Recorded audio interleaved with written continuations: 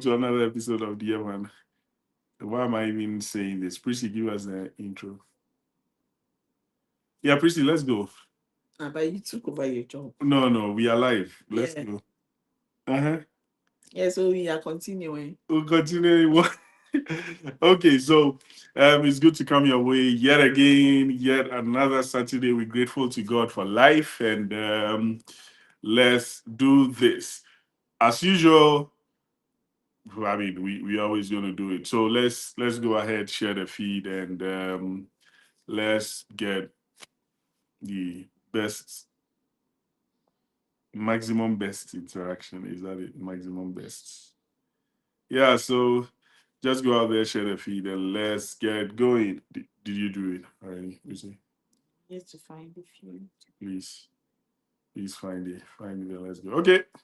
So shoot it out there and let's go. We are live. Okay. I mean, that's all we request from you. Just a share, and that should be fine. Okay.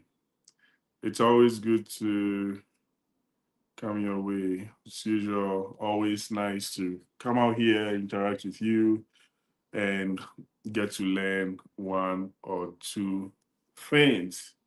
Okay, so um today's topic. Let me read out today's topic.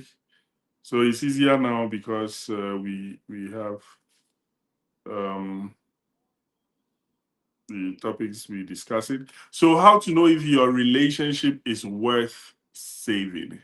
How to know if your relationship is worth saving? I think this is pretty straightforward, but it only becomes straightforward if you are willing to accept or take a cue from whatever we're going to say, right? How to know if a relationship is worth saving. So, you see, just before we go, if you join, I mean, the moment you join in, please shoot a hello, shoot a hi, so we know you are in. And then, just as we do it, we bring you, I mean, into the discussion with all your comments, blah blah blah, and your contribution. So always let us know when you join us. Shoot a hello, shoot a hi, and we should be good. Okay. Now the truth is, not every relationship is worth saving. That's the truth. I know that sometimes when, especially when people get into toxic relationship, they get used to the toxicity so much that they feel they are losing something when, I mean, time they get the opportunity to move away from that toxic relationship. But again, if you are ready to listen to whatever we're saying, take a cue from it. Not every relationship is worth saving. Some of them are a waste of your time, a waste of your energy, and ultimately a waste of your life. You would end up just burning away time, and then you look back later and go like, what was going through my head? And that's why we always take our time out of, I mean, all that we do to just come share a word or two. So I hope we all have a listening ear to this. Not every relationship is worth saving. Some relationships that you might end up in are mistakes, right? Maybe something led you into the relationship, which is not um, love, or it's not what you thought you were seeing. It could just be like some casual infatuation here and there, right? And so, how do you know which relationship to save and which one to just let go? Prissy, I'll throw this to you. Should I? Oh, you don't want to start? I can start. I mean, if you want me to start. Okay, so first of all, right, you need to take a good look at your life and ask yourself, without this relationship, am I better or not? Or am I worse off? Check the value the relationship brings to your life. If it doesn't bring any value, your guess is as good as mine, right? Because think about it. If you trying to do your best in life, progress in life, and for some reason you end up in a certain relationship which is not adding to you, what is the point? In fact, generally, even not just for um let me call it relationships that are supposed to lead to marriage, even just basic platonic friendship, if you look at it and it's not adding any value to your life, then I mean it's not worth pursuing. There are some relationships you realize that it takes more from you and drains you. That is not a good one to be in. It should always be a two-way affair. And so if it looks like the other person you are in the relationship with is also pushing to give their Contribute best, yeah, something. contribute, give some sort of value to it, that is definitely one to consider keeping. And so, again, if you are faced with that decision whether to save a relationship or let go, one of the key things you can look at is what value is being added to this relationship. Yeah. Do you have any point Yeah, yet? so Or yeah, okay. like Bible says, two heads are better than one. Okay. So I expect that if two people come together, Mm-hmm. they should be able to do better.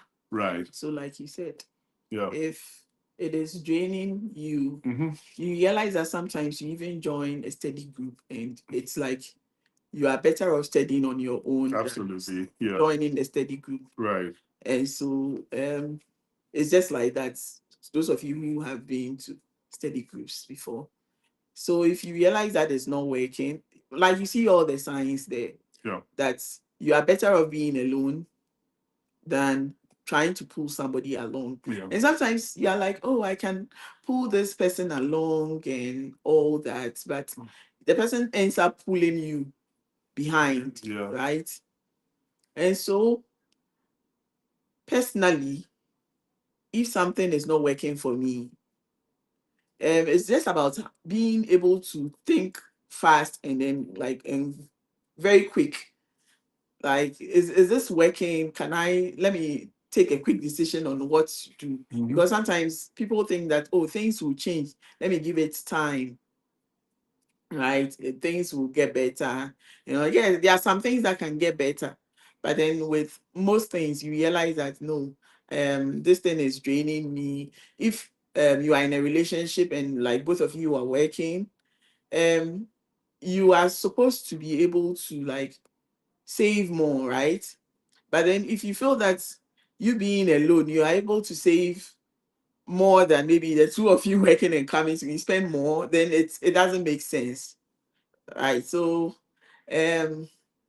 yeah, I believe that you should be able to do more when you are two than when you are alone. It's not only about material things. Yeah, I believe that you should be able to do more when you are two than when you are alone. It's not only about material things, but at least maybe things about your emotions and all that. Yes, so it's not always that you should be expecting the other person to fill in gaps for you. What are you also adding to the relationship? And it's also like friendship.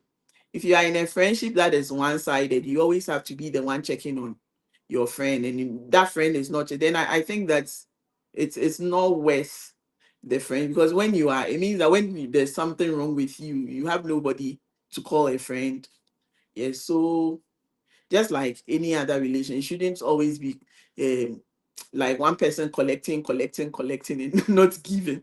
Yeah. Yes, it should be both ways. Yeah. We are both giving and we are both receiving. Yeah. Yeah, absolutely.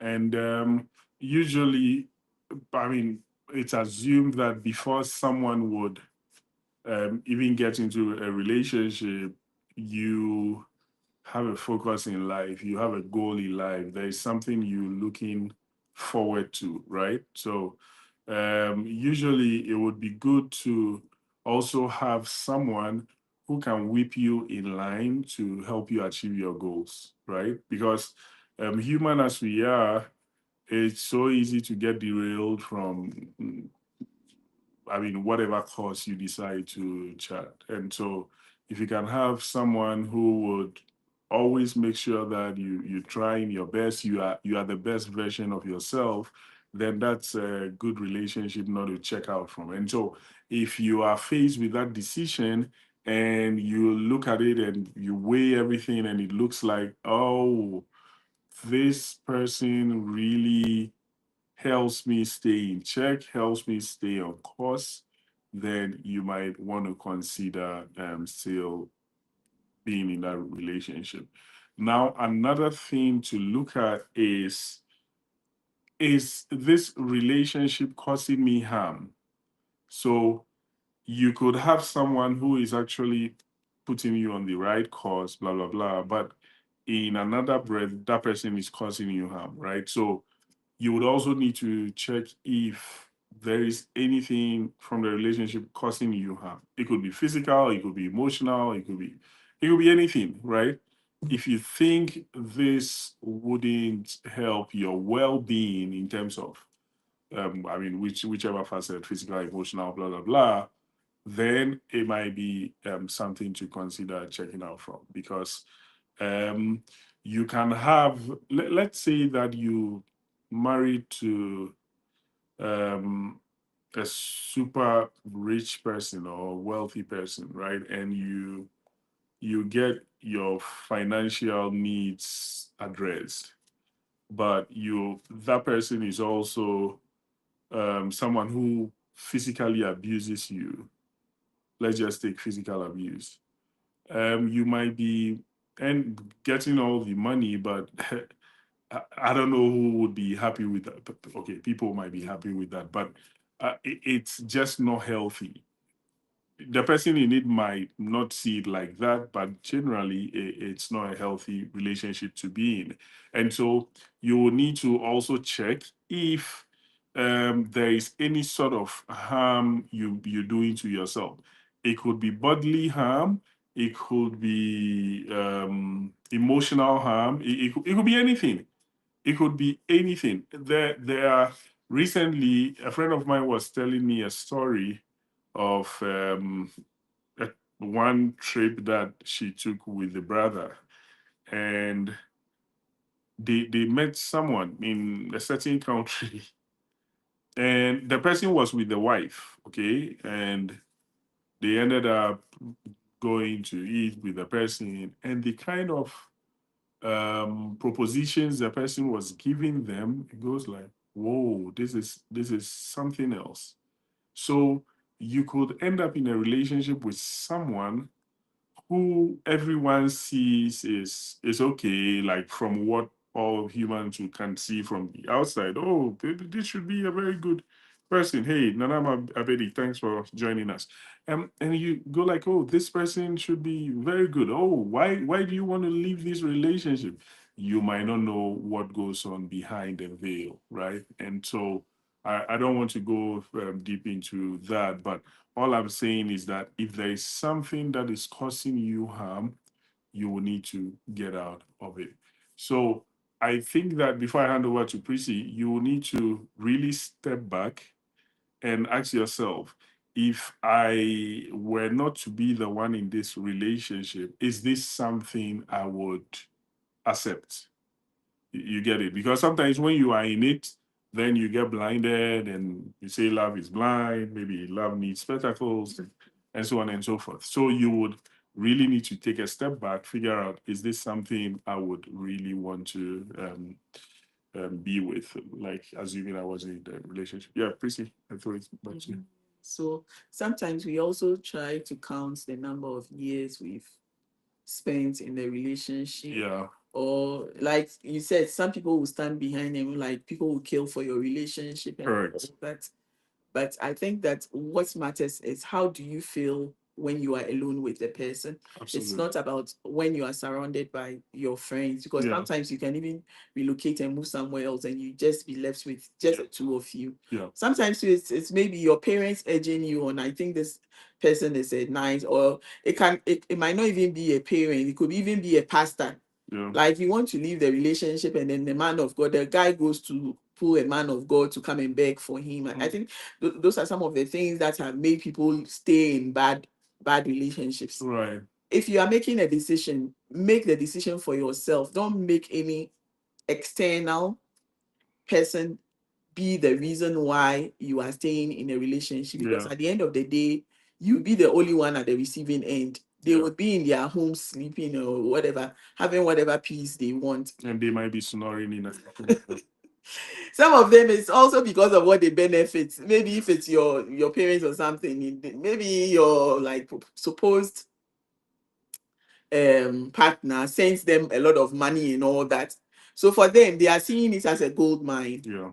But then you are the receiving end. Yeah. And so you should think about it. If anything happens to you, it's about your joy, it's about your life. Mm-hmm. Yeah, but for them, they are seeing it as, oh, the man is good. This man Mm-hmm. is a nice person. He's good looking.